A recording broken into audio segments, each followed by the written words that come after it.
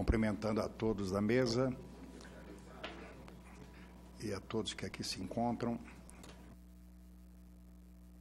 Meio heterodoxo, não falando daquilo que já foi dito, mas ressaltando alguns pontos que a medida provisória, pelo menos, acena. Nós trabalhamos na rede SENEC com mais de 50 mil alunos na educação básica e com 6 mil professores, e as estatísticas são similares às que foram mencionadas aqui. A primeira constatação que nós temos é que nosso ensino médio deixou de ter apetite para alunos. Isso tem que ser um ato bem confesso, porque aqueles que ainda têm apetite no ensino médio são aqueles que são vocacionados para um ensino superior. E é interessante, em nosso ensino médio, foi sempre um reboque atrás de um cavalo mecânico chamado ensino superior. Nosso ensino médio sempre esteve como instituição que pretensamente era pré-universitária, aos poucos migrou para o conceito de pré-vestibulanda e hoje, nos dias atuais, pré-ENEM. O fator-chave de sucesso de qualquer escola pública ou privada é o seu desempenho no ENEM. E se fizer uma análise específica dos instrumentos de medição que o ENEM tem fornecido, são resgates, de um certo modo, dos vestibulares clássicos. Então, o que nós estamos vivenciando naquele ensino médio que ainda tem apetite para o aprender? A preparação para o ENEM. Uma preparação que é focada nas velhas gavetinhas com as quais o ensino médio sempre trabalhou. A física, a química, a matemática, a biologia, a história, a geografia e agora a sociologia e a filosofia. E o que fazer na física, por exemplo, ou na matemática? Até hoje, o nosso ensino médio trabalha com a matemática. Por exemplo, quando apresenta progressão aritmética e progressão geométrica, esse ensino médio nem trabalha com o conceito de sequência. Simplesmente trabalha com formulários, adestra os alunos para a resolução de questões e, em hipótese alguma, um aluno dá conta no ensino médio, da segunda série do ensino médio, em educação matemática, ele dá conta de perceber organização sequencial das coisas. Sem o que? Sequências, ou PA e PG, deixam de ter sentido. Então, de um certo modo, nossos alunos hoje, que ainda mantêm apetite para o ensino médio, são aqueles que estão, de um certo modo, robotizados, preparados para os remanescentes vestibulares ou para as provas do ENEM. Quem é esse educador matemático que trabalha com esse aluno que perdeu o apetite para o saber matemático? É uma pergunta que precisa ser respondida e, de um certo modo, a medida provisória menciona quando fala da formação, de capacitação de professores, formação de professores, com foco na base curricular comum nacional. E é interessante, nossos professores de matemática se iniciam na educação infantil, quando começam a receber os seus alunos. E nós temos um professor de matemática nas séries iniciais do ensino fundamental que não tem nenhuma formação sobre o que é educação matemática, sobre o que é educação geográfica, educação científica, educação histórica e aquisição de linguagem e leitura. Se pensarmos bem, nosso educador matemático que atua do 1º ao 5º ano, nenhuma formação tem para ser o iniciante na educação matemática. O educador matemático que atua nas séries finais do ensino fundamental, nas séries finais do ensino fundamental, também não tem formação em educação matemática para fazer a renovação do que seria uma educação matemática da contemporaneidade. É provável que todos aqui, dependendo da menor ou maior faixa etária, tenham trabalhado numa educação matemática em que o foco central no ensino fundamental 2, por exemplo, para me restringir só à educação matemática, é decoreba sobre resolução de equações de primeiro e segundo graus e alguns pontos notáveis a partir do conceito de equação matemática. É interessante, a grande resistência dos professores de educação matemática do ensino fundamental 2 é a implementação de observar a equação de primeiro e segundo grau como um caso notável da função de primeiro e segundo grau. Ou seja, nosso educador matemático de ensino fundamental 2 não tem pertinente educação matemática para introduzir as necessárias mudanças, até mesmo para introduzir contemporaneidade na educação matemática. Quando entramos no ensino médio, as coisas se barbarizam, porque entramos, então, no capítulo do geometrismo e do algebrismo, próprio daquilo que constituiu até agora os nossos processos de avaliação seriada, os nossos vestibulares, incluído as avaliações do INEP. Ou seja, a questão central que, de um certo modo, seria fundamental ser discutida seria como formar nossos professores. Ainda estamos discutindo uma educação que trabalha por gavetas. O professor Ronaldo falou da biologia, mas até hoje nosso professor de física da primeira série do ensino médio sabe que, na verdade, o primeiro capítulo que ele tem que estudar na primeira série do ensino médio é mecânica, cinemática, um capítulo da mecânica, estudo dos movimentos. Mas ele não trabalha com o professor de matemática ou como matemático para tentar entender que os movimentos nada mais são do que análise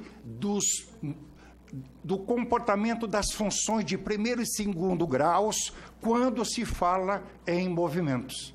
Ou seja, ainda operamos no modelo de graveta e, por mais que tenha validade e é indispensável que as bases curriculares nacionais estejam em discussão e se ofertem, ainda assim é preciso que nós saibamos que nós não temos o recurso humano docente preparado para esse enfrentamento. E eu fico a me perguntar o que vai ser, ainda que seja, no mínimo, o desejável, o indispensável, aqui e agora, a proposta da escolha possível para o aluno, eu fico me perguntando o que vai fazer um coitado professor de matemática, de física, química ou biologia, se por acaso os seus alunos se destinarem a essa área de ciências da natureza. Da mesma maneira que eu lhes diria, como egresso de um curso de formação, de graduação de filosofia, a mesma coisa eu diria a respeito. O que faria um coitado de um professor de filosofia, de sociologia, de história e de geografia, se tivesse à frente dele alunos que tivessem escolhido, e isso é indispensável, essa proposta que a medida provisória oferta, se ele tivesse na sua frente alunos vocacionados para a área de humanas. E com um agravante pior, aumentado o tempo destinado a isso. Ou seja, ele não tem o que fazer, porque, de um certo modo, saibamos todos nós, nossos alunos estão absolutamente sem apetite para aprender, não porque não tenham apetite, mas não foram trabalhados, não foram educados numa rota que conduza a ter o apetite. Qual é a grande dificuldade que nós temos hoje? numa escola de educação básica, que inicia lá desde a educação infantil. Até hoje, nosso professor ainda não dá conta de, na educação matemática, só para me centrar e focalizar na educação matemática, nosso professor de matemática não tem a menor noção do que deve ser feito. Ele simplesmente se reduz a trabalhar, no caso da matemática, com cálculo numérico. Ele dá conta de ter uma atitude nominalista, descritiva, ele sabe descrever sequência dos números pares, sequência dos números ímpares. Mas ele não dá conta, por exemplo, de trabalhar que talvez ao longo de um percurso o aluno deveria ter condições de apreensão de uma ordenação lógica dessa sequência. Os números pares têm uma lei de formação, assim também os números ímpares. Quem sabe disso? Não o nosso educador matemático, não o educador matemático que está sendo formado e que estamos formados até hoje. Então, uma questão que precisa ser discutida fundamentalmente em qualquer proposta de renovação, não só do ensino médio, mas também do ensino fundamental 1 e 2, é quem é esse educador que nós estamos entregando que, de um certo modo, está sendo negligenciado em quaisquer propostas de renovação da educação básica.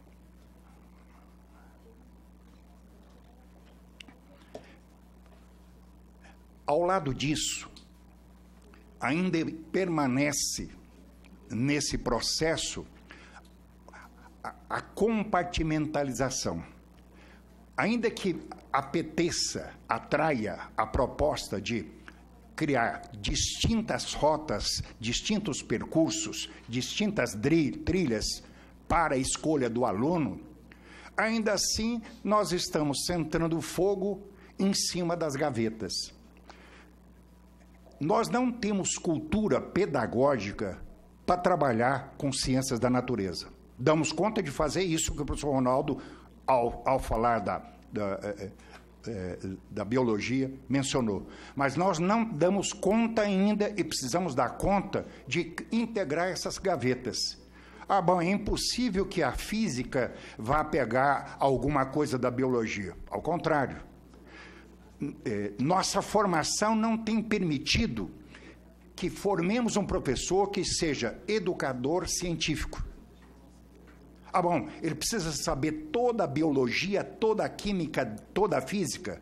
Não, ele precisa dar conta de fazer com que o seu aluno possa acompanhar a interseção dessa interdisciplina. Ao lado disso também, é bom que nós entendamos que há vários experimentos vivenciados fora do Brasil, mas também iniciando de alguma maneira, ainda que na base do voluntarismo de algumas unidades de educação básica, de repente nós fazemos o discurso pedagógico da interdisciplina, mas nós não trabalhamos com a interdisciplina desde os anos iniciais. Ciências, tecnologia, engenharia, matemática e hoje arte é algo, de um certo modo, divorciado. No entanto, os experimentos que existem permitem dizer o seguinte: desde a mais tenra idade, os alunos do ensino fundamental podem sim trabalhar com esse conceito de interdisciplina, desde que tenhamos sim um educador que esteja formado nesse processo. Acho difícil, com a experiência que possamos ter em relação à educação básica, acho difícil que qualquer mudança prospere se o primeiro trabalho não for feito no processo de formação de professores. Ele não é o culpado. Como diretor de uma unidade de educação básica que tem 2.800 alunos, eu não tenho tempo para levar para a sala de aula, com 50 minutos de hora-aula, aquilo que o professor leva: a ética, a ótica, a estética e a epistemologia de uma escola. Ou seja, por mais que eu possa me esforçar como gestor de uma casa de educação básica, é preciso que eu entenda que aquele que está à frente, não da sala de aula, mas conduzindo o processo no corpo a corpo com o aluno, o coordenador pedagógico, o supervisor escolar, o orientador educacional, ou todos os gestores que estão trabalhando na educação básica, se eles não tiverem a compreensão do que fazer, vai ser difícil que nós consigamos algum êxito na educação básica. Bom, isso significa o seguinte, tá bom, e o que nós vamos fazer com a nossa educação básica? Esperar a formação docente para a sua prontidão? No limite mínimo, o aprofundamento da discussão dessas bases curriculares nacionais e, sobretudo, com foco fundamental. Ainda que aumentemos para 1.400 horas anuais, ainda assim, nós não conseguiremos nenhuma proficiência em educação matemática, em proficiência em matemática dos nossos alunos, se não houver uma renovação do que fazemos com a educação matemática a partir da docência. Não se trata de dar a estrita responsabilidade ao professor, mas ele é a peça central para que se trabalhe. Ainda que tenhamos, sim, ao nível de educação à distância, e a medida provisória incentiva e faz prosperar a tese de aprendizagem mediada por tecnologia, hoje nós já sabemos de uma coisa: nós não temos uma medicina que dá conta de ter uma ressonância magnética, um tomógrafo em todos os municípios com 20 mil habitantes.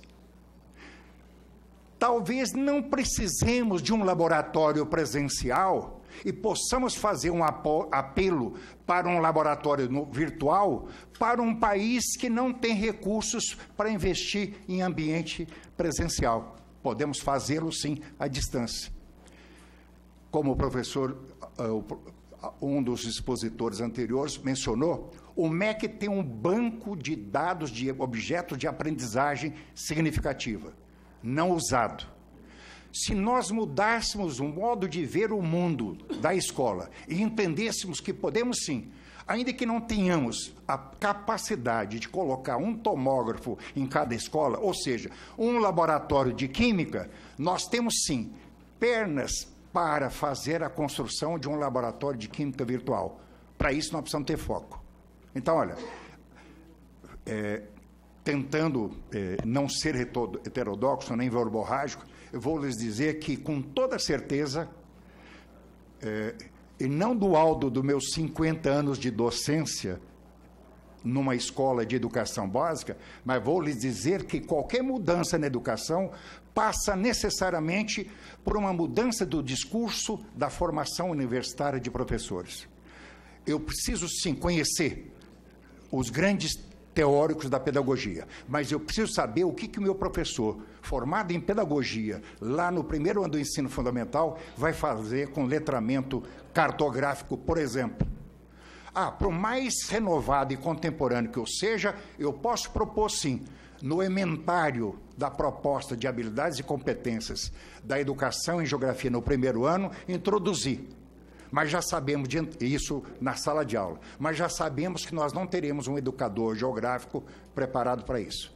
E nem precisamos de um educador geográfico ao lado de um educador matemático, um educador em letramento científico, histórico e geográfico, numa sala de aula de primeiro ano. Mas nós precisamos de um pedagogo que tenha formação para cuidar com a coisa mais séria do mundo, que é a iniciação à educação geográfica, à educação matemática e científica, do que, nas séries iniciais do ensino fundamental, não dispomos.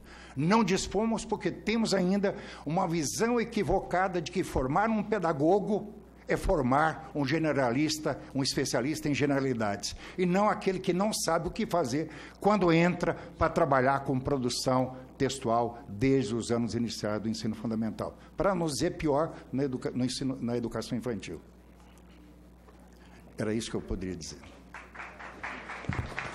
Agradeço ao doutor Danival, e já passo imediatamente a Marisa Abreu, consultora legislativa na área de educação da Câmara dos Deputados. Pela ordem, senhor presidente. Alô? Pela ordem, Senadora Fátima. Deputado Zalci, quero cumprimentar